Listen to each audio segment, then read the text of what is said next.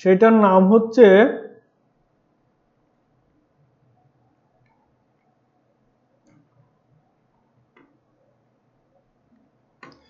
jQuery migrate। এটা download করে নেবেন, jQuery migrate।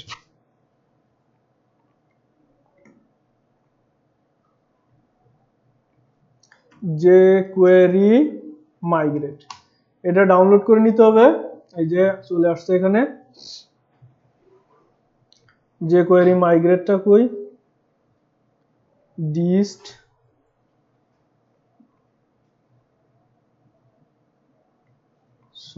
সোর্সের মধ্যে migrate jQuery এর মধ্যেও তো নাই, লিস্টের মধ্যে ছিল ডিস্ট কই,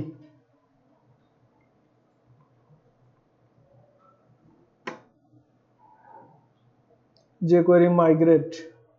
আচ্ছা এখানে গেলেই পাওয়া যাচ্ছে jQuery migrate পরেরটায় প্লাগইনস। এই যে এখান থেকে লাস্টেরটা, এখানে এগুলো হচ্ছে, এটা ডাউনলোড করলে হচ্ছে এগুলো ডাউনলোড হবে না, এটা ডাউনলোড হবে।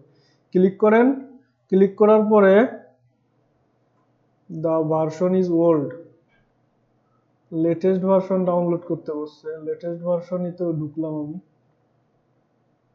1.2.1 লেটেস্ট ভার্সন। এইটা এই যে ডাউনলোড, ক্লিক করলে আসছে এই যে jQuery migrate.js ডোকেনের মধ্যে। এই যে ঠিক আছে, রাইট সাইড ক্লিক করে সেভ অ্যাজ দিয়ে jQuery migrate 1.2.1 আছে, আমার কাছে 3.0.1 আছে।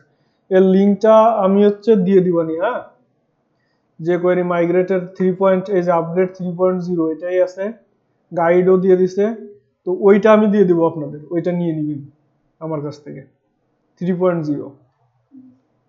তাহলে এইটা নিয়ে নিলাম কপি, অথবা আপনারা সার্চ করে খুঁজে পাইলে ডাউনলোড করে নেবেন।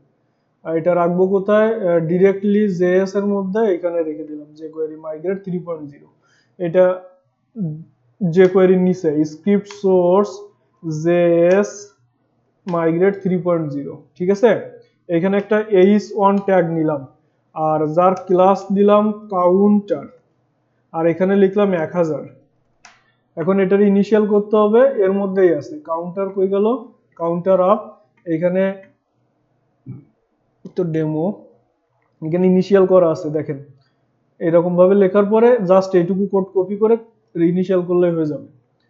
কাউন্টার যোগ করছি, লাইট বক্সের পরে নিচে স্ক্রিপ্ট সোর্স, দেন হচ্ছে ভেন্ডর কাউন্টার jQuery min.js, আর এরপরে নিচে এসে স্ক্রিপ্ট, তার মধ্যে এইটুকু। এবার দেখি কি হয়।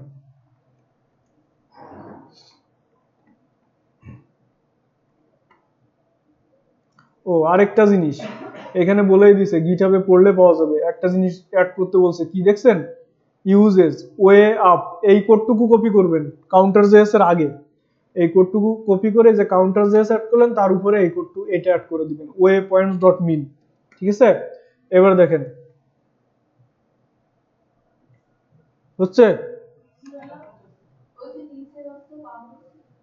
কি হলো। আমরা এই যতগুলো দেব, আরো একটা দিলাম, সেখানে দিলাম হচ্ছে 2000 এবং রিফ্রেশ করি, হয়েছে।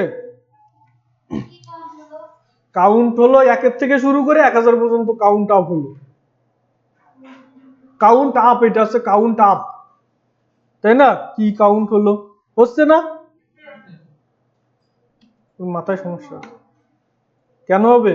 এবার আমরা এরপরে প্লাসও দেখাই, অনেক ওয়েবসাইটে দেখছি যে এত প্লাস প্লাস, তাই না, ইউজার এত প্লাস এরকম। ওইটা দেখতে হলে কি হবে, এই ক্লাসটা তুলে দেন, এখানে রাখার দরকার নেই। এখানে একটা স্প্যান নেন, যার ক্লাস দিবেন কাউন্টার, আর এই কাউন্টার ক্লাসের মধ্যে লেখেন 1000, আর স্প্যানের বাইরে যে দেন প্লাস। ঠিক আছে, ক্লিয়ার? তাহলে এইগুলো শেষ, আর নাই।